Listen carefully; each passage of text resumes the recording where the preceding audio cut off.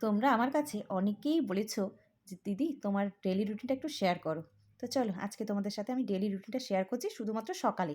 তো সকালে আমি কি কি কাজ করি দেখো, আজকে সকাল সকাল খুব সকালে উঠেছি, প্রায় 6:30 নাগাদ, কারণ গুড্ডুর টিউশনি ছিল 7টার সময়। ও চলে গেছে পড়তে, ওকে এগিয়ে দিয়ে আসলাম, আর বাইরে দেখছি প্রচণ্ড কুয়াশা পড়েছে, তাই আর বাইরের কোনো কাজ করিনি। অ্যাকচুয়ালি আমি না ঘুম থেকে উঠে বাইরের কাজটা আগে করি না, আগে ঘরের যত কাজ আছে টুকিটাকি সব করে রাখি। যেমন রান্নাঘরে আমার কোনো কাজ থাকে না, আগের দিন রাতেই আমি সব কিছু করে রাখি, এমনকি রান্নাঘরটাকেও মুছে রাখি, যেন বাসি রান্নাঘরে আমাকে ঢুকতে না হয়। শুধু সকালবেলা একটু ঝাড়ু দিয়ে দিই, ব্যাস হয়ে যায়। কারণ এঁঠো বাসন কোসন সমস্ত আমি মেজে রাখি, রেখে দিই না, কারণ বাসন রেখে দিলে আমার আর ঘুম হবে না।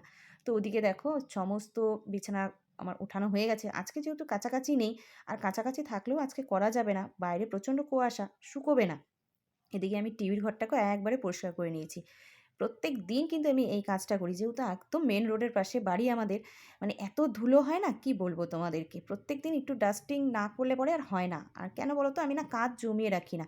এই কাজটা যদি আমি দুদিন পর করি, এতে আরও ধুলো জমে যাবে, এতে আমারই কষ্ট হবে, মানে আমার একটু ডাস্ট অ্যালার্জি আছে।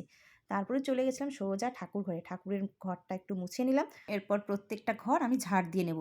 আগে যখন আমার হেল্পিং হ্যান্ড ছিল না, তো সকালেই আমি কিন্তু ঘর মুছে নিতাম। এখন যেহেতু উনি আছেন, তাই সকালে কিন্তু আমি ঘরটা মুছি না।